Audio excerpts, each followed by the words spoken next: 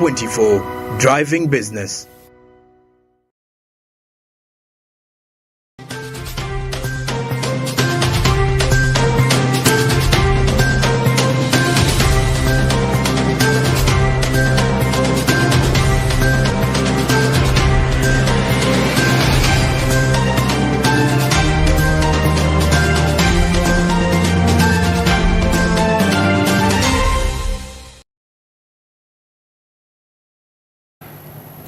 You're welcome to Business Today. You're still watching Business Today, and I'm Rona Nahabwe. Now, moving on to understanding Uganda's authorship and literature.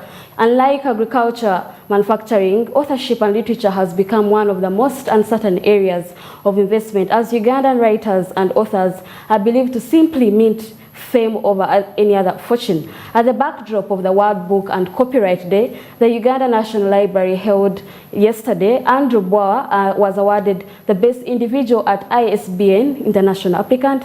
Now, Isaac Christopher Lubogo, the author of several pieces, including the Law of Oil and Gas, joins us tonight to understand the limitation of the authorship market here in Uganda. Good evening, Isaac. Thank you for joining us. And congratulations, by the way, upon that award. And the glory and the honor goes to the Lord God Almighty, the creator of heaven and earth. Our conversation. How special is the authorship and the literature market here in Uganda? There's a problem from the word go. Perhaps because of the African understanding of books, or perhaps writing, as it were. There's that old adage that keeps saying that if you have something you want to hide, you can hide it in a book, so that the black man will not be able to find it. But I come from that understanding of people like, I think, Alvin Slater, who said that the illiterate of the 21st century is going to be a person, not the one who cannot read or write, but one who cannot learn, unlearn, and relearn. And therefore, I believe, like what a wise man one time said, a total redemption of anything that becomes a tyranny in form of intellectualism in my mind. So in terms of literature for this country, we are at our knees in terms of the fact that not many people comprehend and understand issues that come to do with writing. I'll give an example. We were celebrating the 23rd of April as the World Book Day, and 23rd April World Book Day and copyright book, and you could see from the numbers that turned up that were not so many people, not because perhaps there was not enough exposure by way of sensitization on the matter, but because of how people comprehend issues to do with literature. I'll give another example. We have quite a number of libraries in this country, but how many people really take time to go to the library and read these books? There's a wise man who told me one time that going to the library is an issue that has to do with fools. And I asked myself, what do you mean by that? And he said it's fools because it's only the fools who go there because they want to learn something. So they don't know something. How does it compare with other established sectors like manufacturing, agriculture? How does this compare with those other sectors?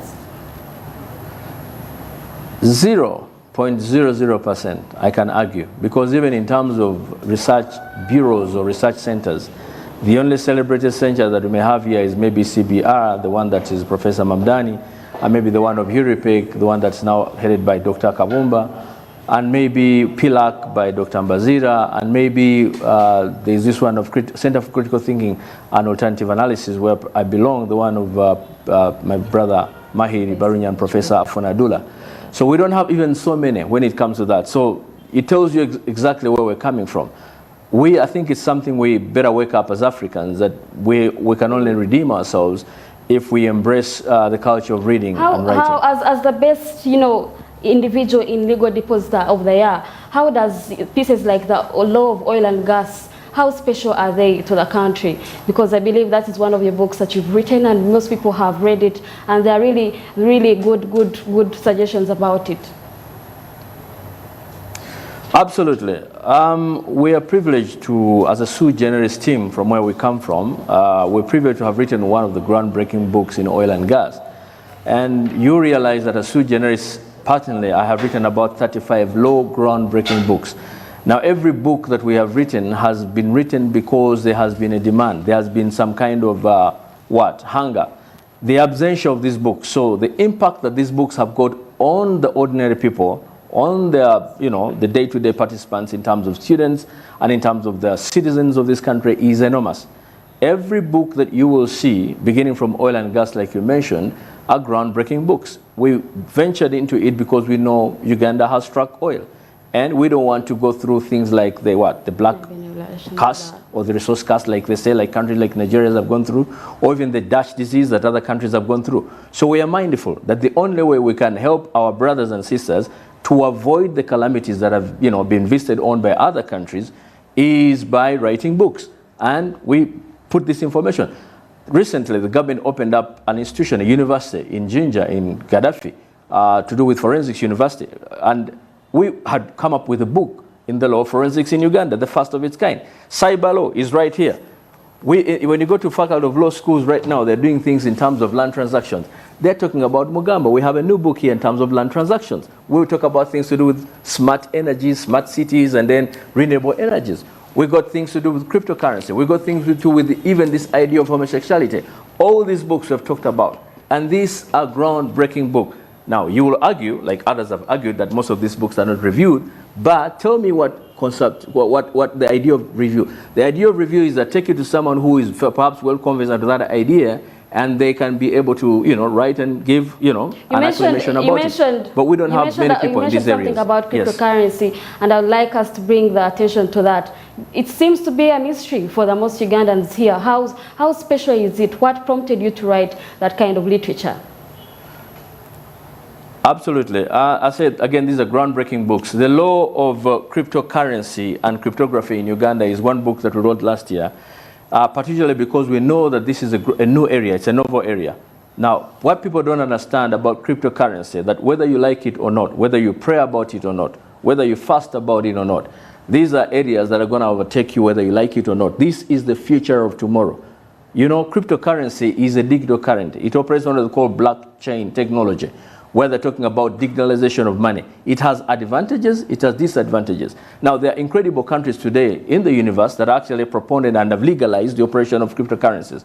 Countries like what? Like America, countries like Switzerland, countries like Estonia, Malta. I can go on and on. Japan, Singapore, and all these are doing well. The only problem with our case is because we have not regionalized the operation of cryptocurrency. We had a conference here in 2017, where people came and debated on issues to do with that. But we've also got a ministerial statement on cryptocurrency where they are saying it's a non-legal tender and it has its dangers. Yes, I agree. It is volatile. Yes, I agree. It cannot be backed up by securities like government bonds or assets. Yes, I agree. But it has got advantages in the sense that, for example, it cannot be corrupted, it cannot be hacked, for example. It can be hacked on a higher level, but not usually. It's volatile, but has advantages in terms of risk. So we are talking about the new world today, and it's time for Ugandans to embrace the new world.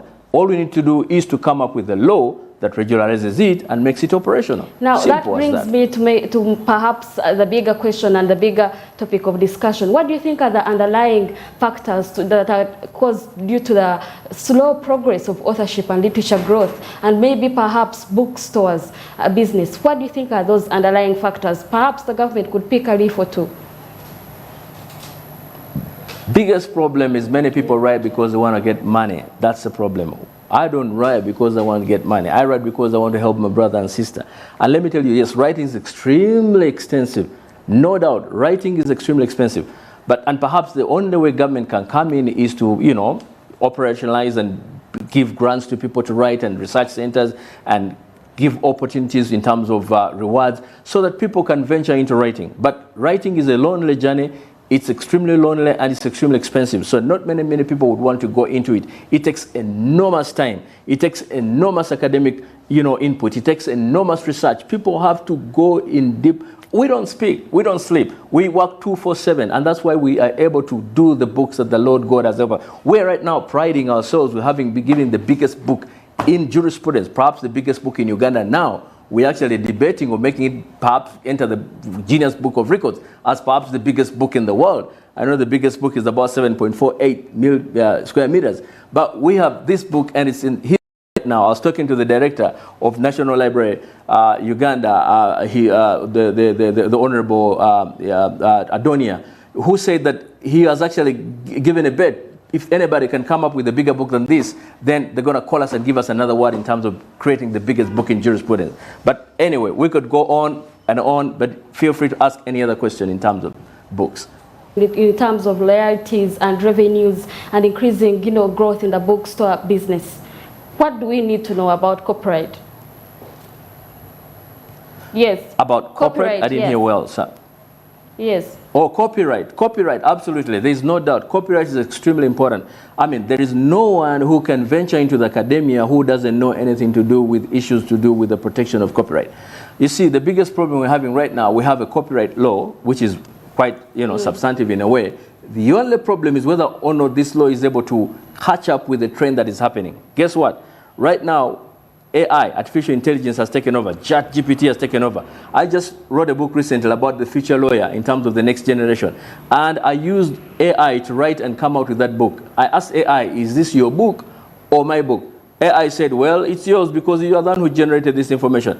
So we are having issues to do with legal personhood in terms of intellectual property rights.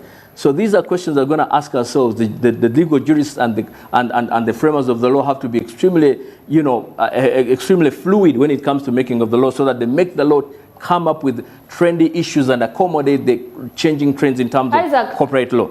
In terms of copyright, yes, Uganda has a problem because many of the books, you can either just pick a book and go and photocopy on the streets, even at university level. So in terms of copyright, enforcement is a big issue, and that's a big trend. I don't know what government is going to do. Perhaps we have to enforce, and maybe the best way to do that is to give grants to these writers and encourage them to keep writing. What is your assessment on the Uganda's market, perhaps comparing it with these other established markets in Kenya, Nigeria? Of course, I'm still referring to the authorship and literature, books or business, all in all. Well, I must say we're doing well since I was awarded the best legal tech research of Africa from Uganda, and even then the best legal student in terms of legal research, Ahimbisibwe Innocent, who works with us in the sui generis, was also awarded as the best legal researcher in the entire Africa. So I can say we are beginning to make our mark. But then there's just one of you, and we would just want to assess the bigger picture apart from only one, because if it's you and then Ahimbisibwe, then where do the rest lie?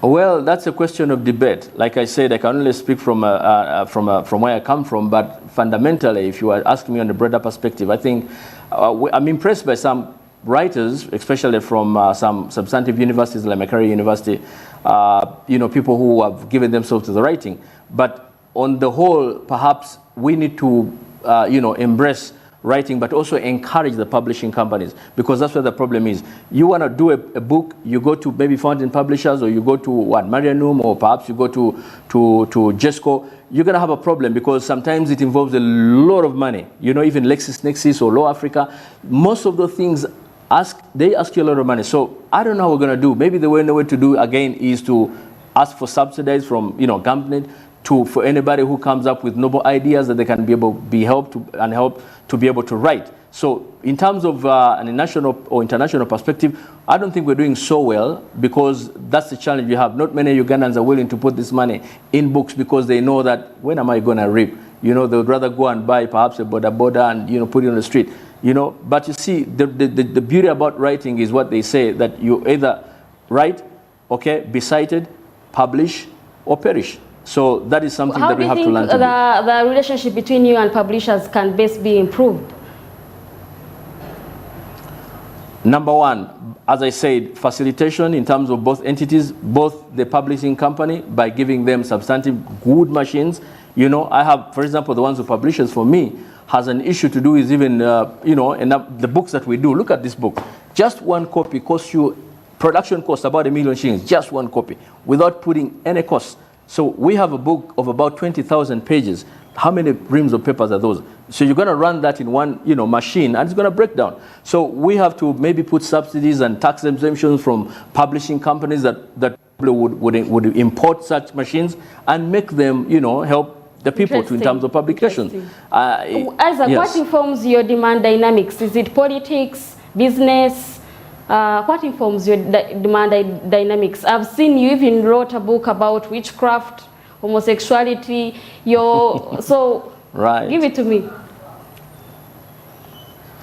In short, I'll quote the great Bernard Shaw, who said, "Most men see things as they are and ask why. I dream of things that are not and ask why not." Wow. That's my answer. Online and physical stores, what offers the biggest market platform and how challenging is that?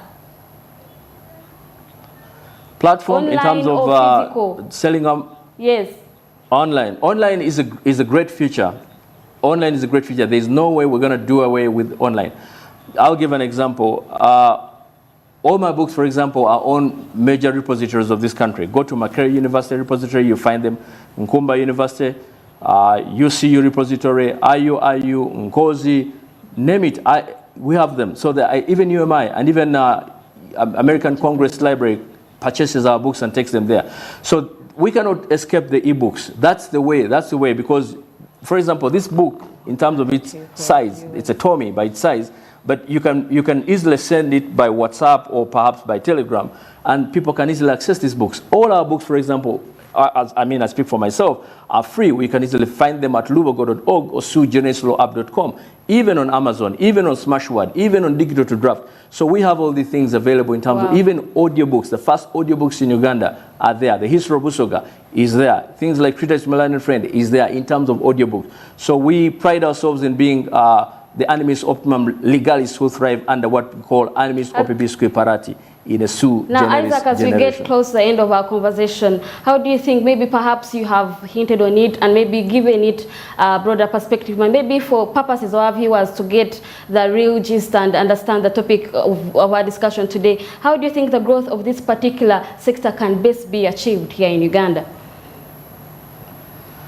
As I said, we need a lot of sensitization, but also awaken our people that, you see, the more you sleep, that's not going to change your future. Listen, the world is taking off at a supersonic speed. We were writing a book called Legal Rebels, where we're trying to write out to accolade people who have actually done a lot of jurisprudence in terms of positive things for this nation. There are incredible people like John T. Mugamba, who wrote Land Transactions or the Principles of Land Law in Uganda. We couldn't find his image on the net. It means that history is going to be degenerated forever. So what is going to happen today is that the more you assert yourself in terms of using the latest technology, in terms of internet, in terms of Google, in terms of putting your books on Scribd, that's the only way you're going to assert yourself, and that's the only way you're going to preserve your history. History will remember us based on what we have collected. I'll give an example. We had a book called The History of Busoga. It had been listed as an endangered book on the internet. We came up, resurrected it, written by the great Y.K. Lubogo, my grandfather, the first black mayor of Jinja. We resurrected it and brought it back into resonance. It was the only one copy in Makerere University. Now you can just put in History of Busoga and it's on your fingertips anywhere. So the only survival we're going to do in terms of the future is to make sure that we put these materials on the net, put these materials in terms of accommodate, appreciate, understand that the world is changing and we've got to change with it. Interesting. Thank you so much, Isaac, for your input today in Business Today, and of course for allowing to speak to us, and congratulations again upon that award you won. Well, there you have it. Authorship in literature is quite a big venture and investment. You just heard him say that the publishers need about 1 million to publish. Now imagine if you're into the publishing sector or if you wrote. So there you have it, and I believe that people that watch might be able to pick a thing or two. Now moving on with Business Today, let's now look at the business community in Kabale. The business community working along Wankosa Road in Kabale municipality have declared a delayed completion of road construction works. These roads are being upgraded under the Uganda support to the Municipal Infrastructure Development Project.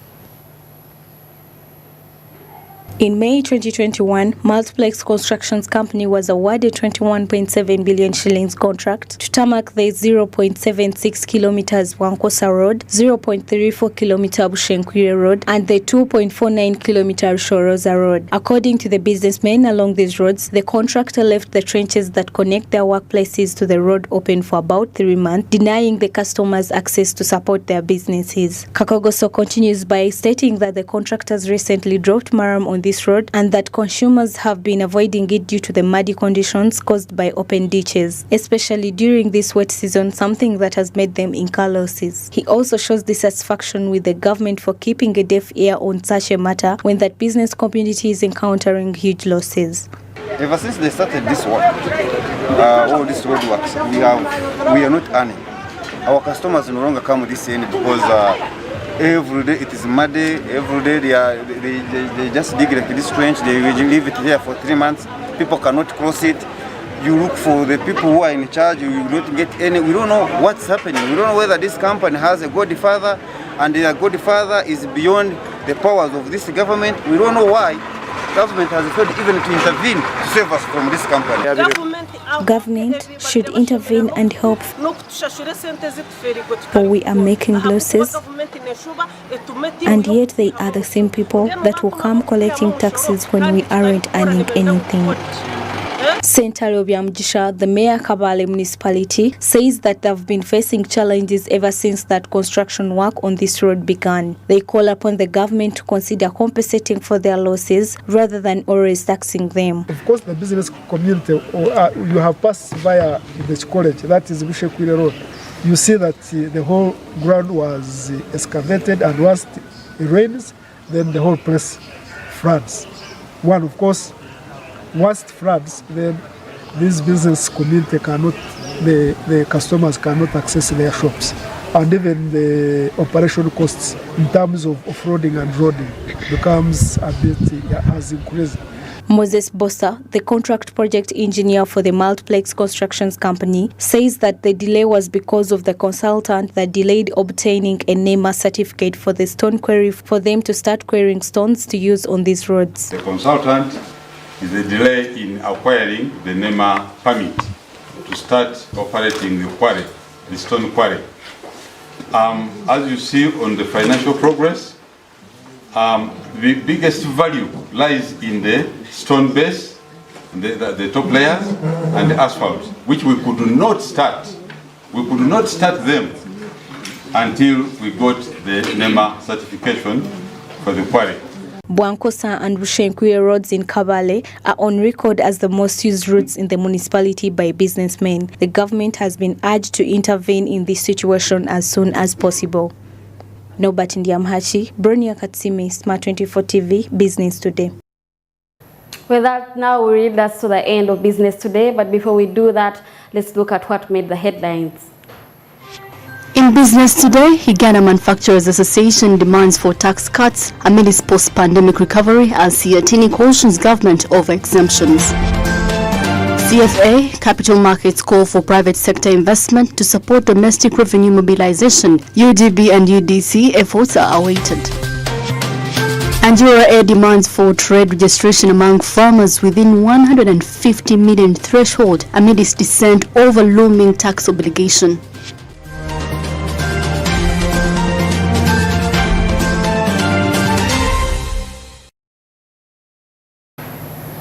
Thank you so much for the pleasure of your company. I'm Rona Nahabwe with Winnie Wiinza Nakauch and the sign language interpretation. If you missed any of these reports, you could watch on our YouTube channel at Smart24 TV Live and follow us on our social media platforms, Twitter, Facebook, and the like. Have a good night.